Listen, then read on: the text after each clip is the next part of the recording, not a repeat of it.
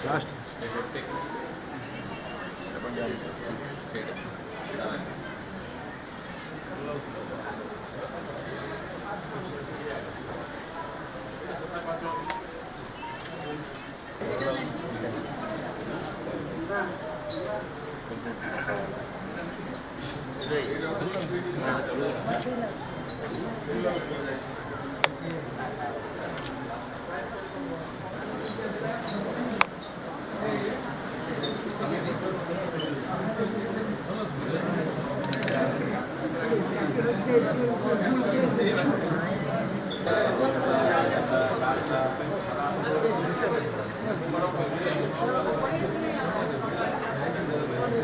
चिकिटी घटना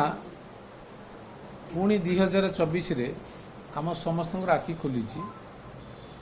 गतकाली excise minister ए बाबद आरडीसी रो इनक्वारी रो डिक्लेयर कर राज्य सरकार तरफ 2 मास भितर रिपोर्ट आसवा पर कार्यानुष्ठान प्रतिश्रुति देइचंती आउ घटनार संपूर्ण तथ्य आसिला परे कौन कार्यानुष्ठान सरकार नेबे आमे अपेक्षा करिवा आउ आशा करिवा गंजाम जिले रे एभली घटना पुनरावृत्ति न हो तथा जो एक्साइज पॉलिसी माध्यम रे 1994 मद मृत्यु पुरुषोत्तमपुर हो 2006 रे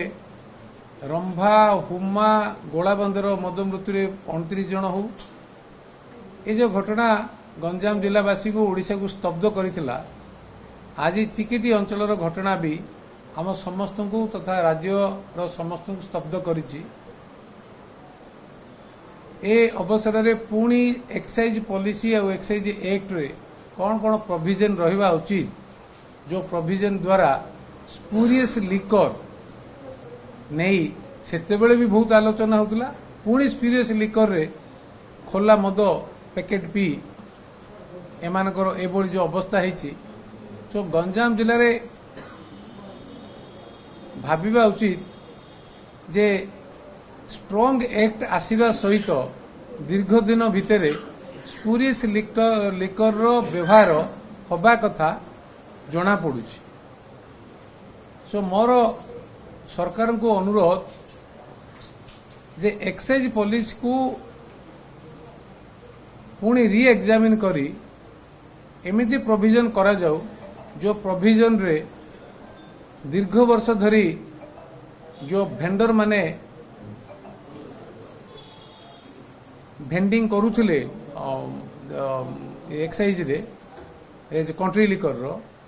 परिवर्तन करा जाऊ तथा एक्साइज पॉलिसी रे प्रोविजन रखा जाऊ स्पूरियस लिकर जो माने इन्वॉल्वमेंट हेबे एंड तांकर जो परीक्षा निरीक्षा ताकू अत्यधिक भलरे देखा जाऊ जेमिति कौन सी प्रकार जो खोला जो बिका बिकी करुचंती से जेटा जेमिति संपूर्ण बंद हबो देखंतु ता सहित गंजाम जिले रे आ सारा राज्य रे भी डी एडिक्शन कैंप करा जाऊ जहा ओडिसा रे नाही ए पर्यंत एंड गवर्नमेंट तरफ रु डी एडिक्शन कैंप करने द्वारा जो माने जो परिवार माने सचेतन हेलेनी आ जो माने मद छाड़िबा पई आग्रह अछंती सेमानकु जो विथड्रॉल सिंड्रोम रे जो प्रॉब्लम हुए ताकू समाधान पई ए प्रक्रिया धीरे धीरे जारी रहिले सचेतनता नागरिक धीरे धीरे मद जो अत्यधिक पीवा आउ न पीवा निष्पत्ति से मानक सुविधा दबो आउ डी एडिक्शन कैंप का भी तारे प्रोविजन दबो।